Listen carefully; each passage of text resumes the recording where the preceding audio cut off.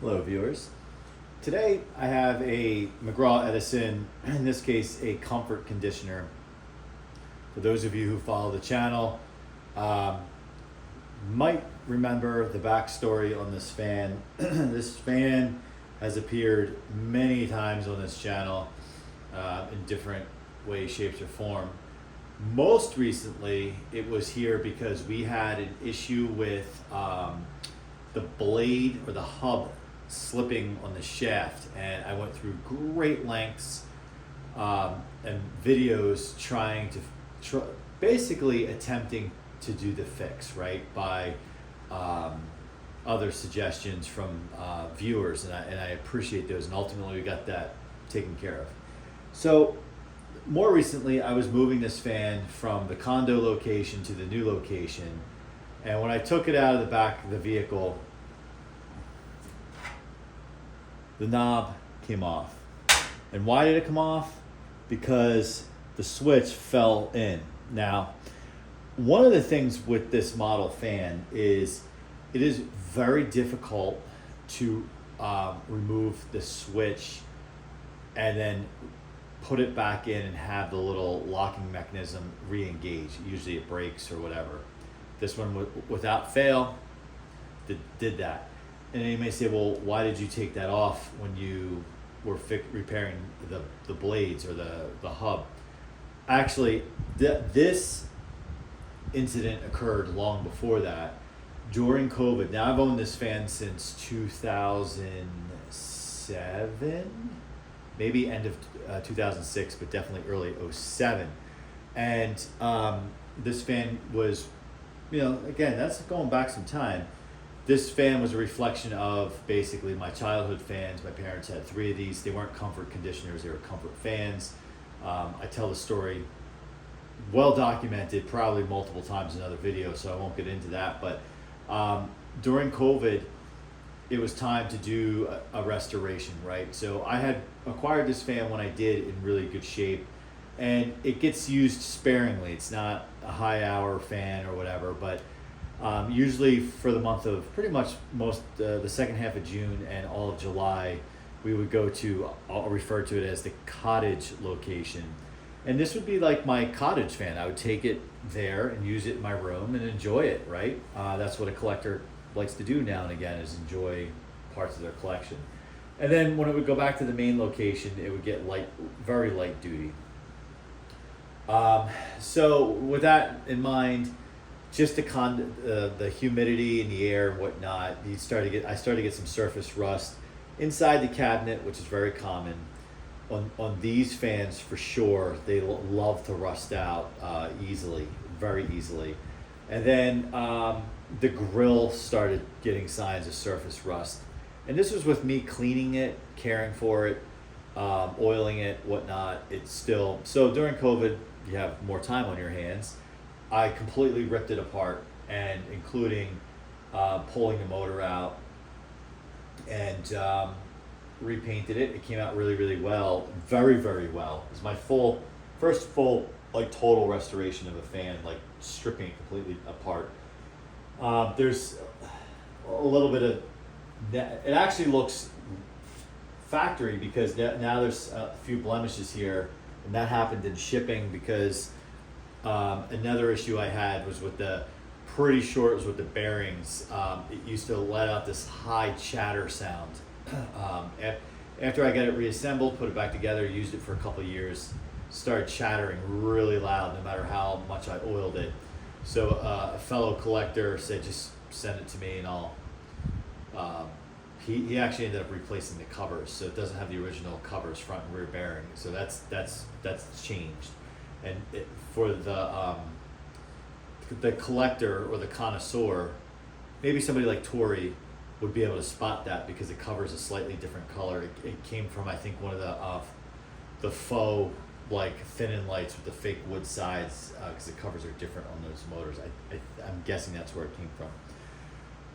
So along the lines, actually, then I had to ship him the motor one other time because it was the same issue. I forget exactly the order of events. I could be mixing it up, but definitely shipped him the fan once, and then had to ship again, and I just pulled the motor out and shipped it to him. And I think that's when I had the issue with the switch. So there is some blue tape in there, aka painter's tape, what I had at the moment, to secure it from falling in. And really what keeps it from falling in is the knob being on the switch, right? And somehow it popped off in the car, and then it just fell right into the tape. It was crummy tape, and the tape totally failed too, because I don't think there'd be a situation while the fan is on that the switch would fall in, because again, if the knob is on the switch, it's not it can't fall in, and it's still like a snug fit. So we're gonna pop off the grill and see what we can do. Likely it's gonna be another tape job. I have 3 kinds of tape here with me. I have more painter's tape. I have masking tape, which I just purchased today, actually right before I got back here, and electrical tape. Now, one would say electrical tape would be the way to go. I would not argue, but I don't know how well that's going to stick to the metal on the cabinet, so it may ultimately be masking tape. Quite frankly, it should be duct tape. I don't have duct tape. Should have picked up some today, actually. I actually did not have this project in mind when I bought the masking tape. I was going to use the masking tape for something else, but air conditioning related. Basically, when the accordion plastic on those air conditioners, when they don't kind of fall into place, or you get a break in them because of dry rot or whatever, I used to use painter's tape. Masking tape functions the same, and it's less noticeable. I try to get the air conditioners as in and as clean of look as possible, but sometimes that's not always possible. I don't have all the ACs in. This video, as of this recording, it is June. Likely this will air. I'm way backed up. This could end up airing in July, August. So if you're like, why is he just putting the air conditioners in now? It's August. So there is a switch or not. Then you might be like, what's going on there? All right, so for about the 1000th time, I've removed the grill. By the way, this was perfect. These were all perfect until I shipped it, and it got really banged up in shipping. I packaged it well. I reused existing packaging, but the package was just mangled. It's like somebody sat on it or something. You can see here. All right, just very quickly with this fan. I don't know if you can see that on camera there. On the hub, let's see. Probably not. Look at the shine. At the top of the hub, that little bump. That is where, just if anyone runs across this and hasn't seen the other videos, this was slipping on the hub or the shaft. And ultimately what I did was I used a zip tie. It was suggested to me, there's a couple methods, to drill a small hole, put the zip tie around the plastic on the back, stick the zip tie through, and with a pair of needle nose, pull, and then snip it, which I did because it was coming through. I ran it for a half hour, solved the problem. I did not like the idea of drilling a hole through the hub. That was, I was at a point where I was like, well, I'll try anything. But I do think I could have gotten away with putting the zip tie around the plastic hub and just pulling it snug, and then jamming the hub onto the shaft so no holes drilled. So if I had it to do over, I would attempt that method. But this is how you learn. This is part of the hobby, right? All right, so I know I'm blocking the view, so what I'm doing right now is just pulling off this tape. So when I was a kid, I had, as I said, I had one of these. My parents had 3 of them. Now, I'm probably older than most of the collectors that are out there. Excuse me. You know, a lot of the collectors are like 10 years younger than me, so I think their earliest fans are in the 90s, or mine are the 80s, and even though this is probably like the late 70s, could be 80s.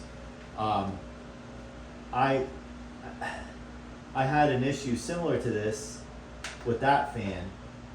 Let's see, it goes right back up, but it just doesn't lock into place. I had a similar issue to this, and I'll tell the story very quickly. So the fan was being used in my room. My grandparents were up visiting. This is when I lived in Northwest Jersey. They were up from Philly visiting. And I go into my bedroom to get something, and my grandparents were using my bedroom because I had a pretty large bedroom with a queen-size bed, and I was sleeping either in my sister's room in her extra bed or the guest room, I don't recall. I go into my room to get something. I see the fan out of the window sitting on my desk off, and I see wires like wrapped around. Something happened where it fell in, and it just like broke messed up all the wires. So I had to do something where I think the switch was busted or completely, so I basically hardwired the fan to one speed, and you had to plug it in, plug it out. And I had wire nuts on the outside of the grill for low, medium, high if I did wanted to do a switch, and like say, I want to keep it on low, I want to use high. It was butched up towards the end of its life. Ultimately, what I remember with that fan is I went to turn it on. I think I was in 8th grade. I went to turn it on, and I just got like a ball of flame out of the motor, and poof, like it turned on, and all of a sudden, poof, like a ball of flame. And I remember ripping the plug out of the wall, and it was making like a loud noise when I turned it on. Like, I don't know if it was a hum or whatnot. I'm guessing, and this is before I knew what I know now. I am guessing something with the windings, the varnish or something like that just wore off, and something shorted. And then ultimately, like a couple months later that summer, my dad's, the one that he used in his room, exact same thing happened. And it smelled like toast, like burnt charcoal, like inside the motor. I hung on to them for a little bit, then my parents made me throw them out. I regret, again, this is before YouTube, before Facebook, before this is 1992. Like, we didn't even have a computer in the house at that point, like let alone dial up later on. So there was really no way to connect with other people to get an education on how to do this, and I was willing to hold on to them for as long as I could until I could figure out how to fix them. And then ultimately, I think my parents got rid of them. So that's just a side story. So I do have this like PTSD sometimes with these, that like when I work on them, I put them back together, that it's just gonna like blow up. Now I know what's happening. I'm setting myself up for that to happen in this video, which would really, really be a bummer. All right, so I'm gonna attempt electrical tape here. By the way, if I keep talking and talking, it's because I'm procrastinating. I have to go outside next and pull out the chainsaw and do some major tree pruning. And not that I mind doing that, but I also ran 14 miles this morning, so my legs are a little on shaky ground here. It's really a debate of using the electric chainsaw versus the gas-powered one. Gas-powered one, quite a bit more firepower, but it's also kind of a little more taxing, but it can get the job done faster. So I'm using the electrical tape, and it seems to be sticking to the cabinet.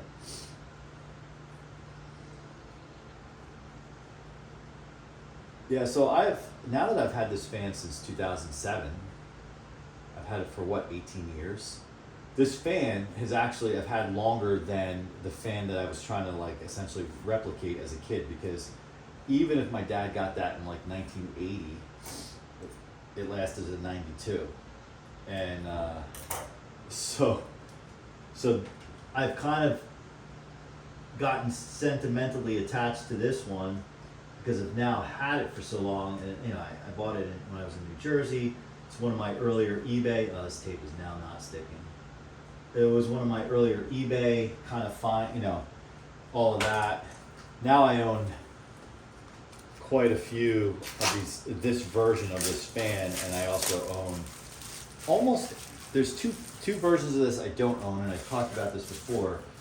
I don't have the one with the Venturi ring on it, which if you follow Jordan Yu, his channel, he has one that he's had for quite some time, and that's actually how I found his channel, because I was looking to fix, this was years ago, I was looking to fix the slipping blade issue, and that's how I stumbled upon him and haven't looked back. And then there's another fan that is also known. It's called the Infinite Speed fan. That's why I'm using masking tape here now. This is going to end up being a mess. The Infinite Speed fan looks very similar to this in a way, and then except it basically has a dimmer switch on it, so you can like really control the speed. And I think I misspoke. There's yet another one. I think it's like the Infinite Speed, because I don't think all Infinite Speed ones are the same. It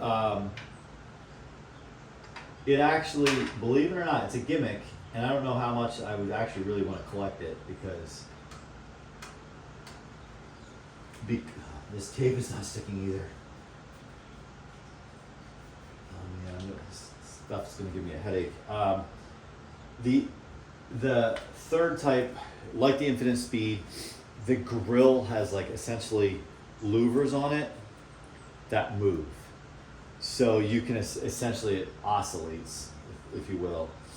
That is kind of rare.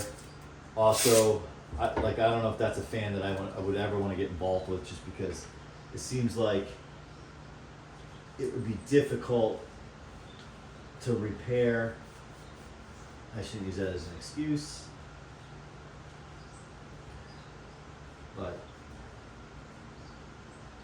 But that's like ultra rare, and I have not really have come across one of those recently. So if you are a collector and you're in the Facebook group, there is a very fine gentleman by the name of, it's kind of a plug, Robbie Lawrence, and he runs the fan meet, Blow Me Away fan meet, and he was so kind to point out that he had his hands on one of the Infinite Speed ones, and I was going to go meet with him go to the meetup in 2024, and circumstances kept me from it. So I forgone my shot at owning one. But he has a channel as well. So check out his channel, check out Jordan Yu's channel. Check out Tori's channel. And while I'm talking about it, I could go on and on and on. So if I don't mention somebody and you're watching, sorry, it's nothing personal. Lamont the Fan Man, I consider a buddy. He's definitely been my source of inspiration for a couple of other projects I've done. So if you're into this stuff, there are quite a few of us out here with different levels of experience. I would not say I'm the most experienced. Everything I've done has been kind of a trial and error and watching other videos. You know, when I was 13, 15, I always wanted to learn how to do this stuff, but I didn't have the confidence, and quite frankly, certain things kind of made me nervous, like with this stuff. Man, I see what happens.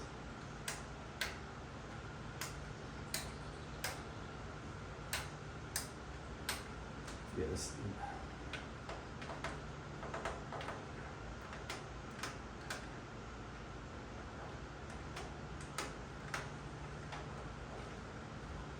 A question, two questions. One, has anyone dealt with this issue before, and how did they overcome it? That's one. Two, how would maybe something like a little super glue, actually that makes me have two more questions with the super glue. One is super glue on the shaft on the switch to the knob. Would that cause a problem for anyone out there? I'd like to hear you chime in on that.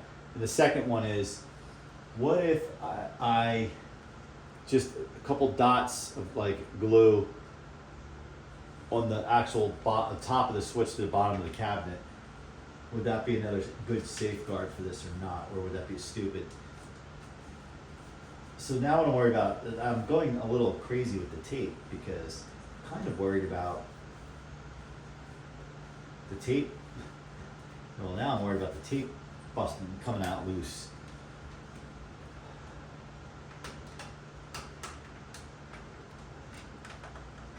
What I could also do, so see how I keep putting my hand under here, because I'm like just pressing down on the switch to keep it tight. It seems like while it's gripping it to change speeds, it seems like it.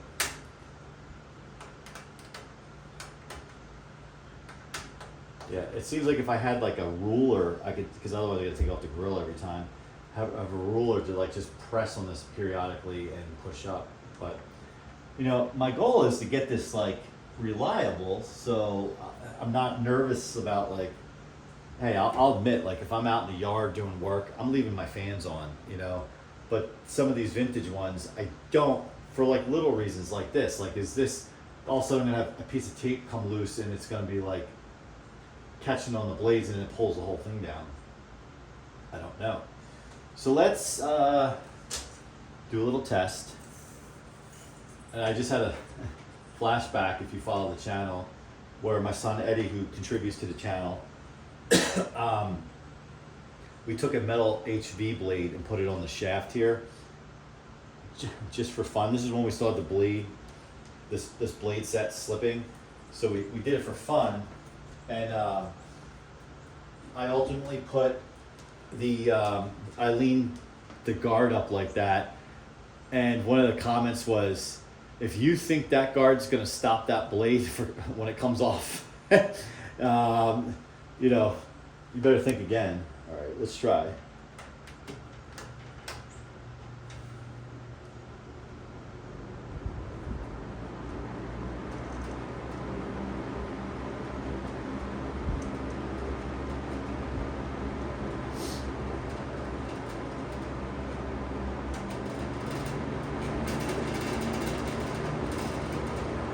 So you're getting a classic Edison rattle.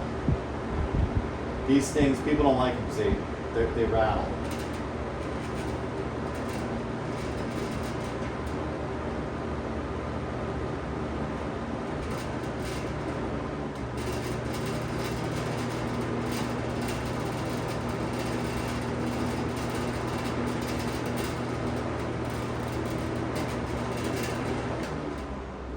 All right.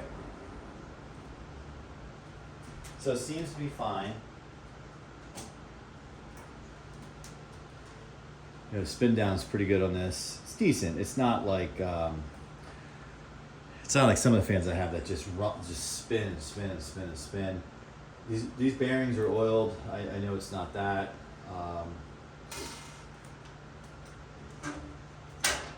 But I've never really had a McGraw Edison fan that just like the spin down goes on for days.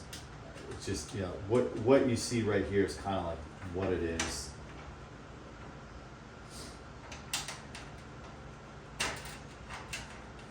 Now I do notice, like, because I know these fans so well, that despite everything this fan's been through,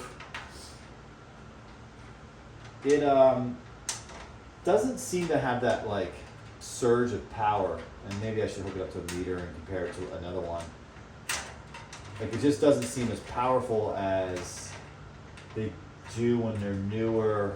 I mean, newer is not the right word. Maybe have less hours on them. So I don't know what's going on there.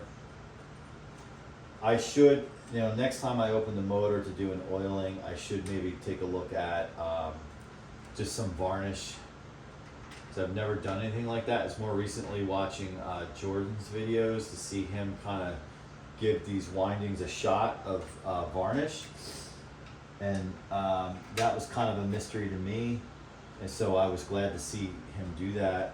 Really, and I've watched him also do a winding repair on a fan, which looked very tedious, but I sat through and watched that whole thing because, again, that's why I'm into all this, because I want to learn. So that was helpful. I guess the next piece after that would be, normally I do opposite corners, but these four, like, they're just so easy. It's not like a horrible Lasco 3733 where you're trying to line up little holes with the horribly drilled sheet metal. See, done. What I would like to see somebody do, and maybe it's already out there, just haven't looked in a while, is actually rewind a winding. Like, just to take you through the whole process. Like, how does that work? And can, like, someone with, like, decent skills do it, or do you need special equipment, whatnot? I don't know.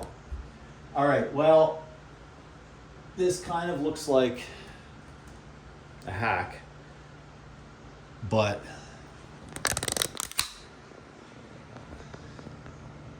this kind of looks like a hack in there, but I mean, it looks clean.